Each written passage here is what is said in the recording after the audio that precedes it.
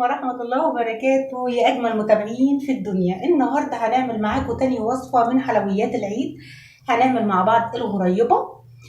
معانا كوبايتين من الدقيق، نص كوباية سكر بودر، وكوباية سمنة حطيناها في التلاجة 10 دقايق مع بياض البيض واحدة بس. أول حاجة هننزل بكوباية السمنة. السكر البودر لازم يكون من نوع فاخر متأكدين منه، علشان باقي السكر البودر فيه شوية من النشا ممكن تبوظ برضو الخبيث مننا. نزلت بكوباية السمنة، هننزل بنص كوباية السكر،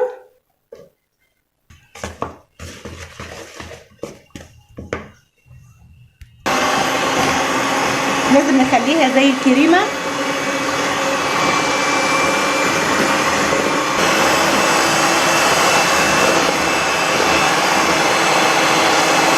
بقت كريمة. هنحط بياض البيضة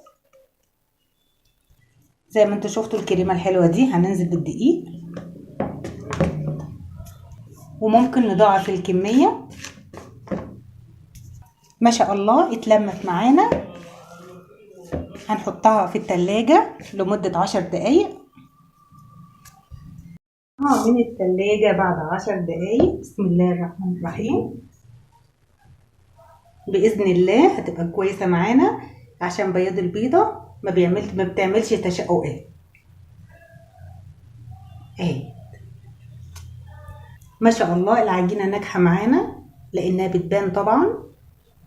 هنعمل كده بس يا دوبك اهو، علشان يبقى في مكان للوزة، أو علشان نحط اللوزة أو المكسرات اللي انتوا عايزينها. ممكن سوداني برضو ينفع. نصاب بتتعمل على نار 160 درجة، قريبة من الفرن. هي مش بتحمر قوي. اهي جميلة، وجربوا الوصفة الحلوة دي مش هتندموا.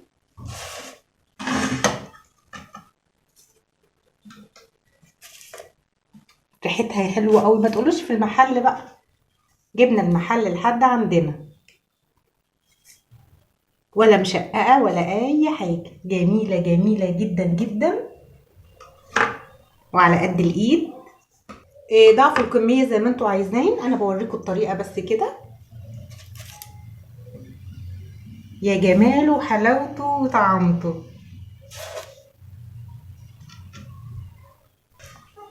دول كوبايتين دقيق عملنا الكمية الحلوة دي. عايزين تضاعفوا الكمية زي ما انتوا عايزين برضو.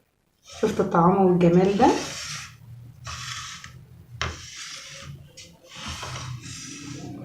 اوعوا تنسوا اللايك والشير واشتراك في القناة. اشوفكم بكل خير يا رب. باي باي.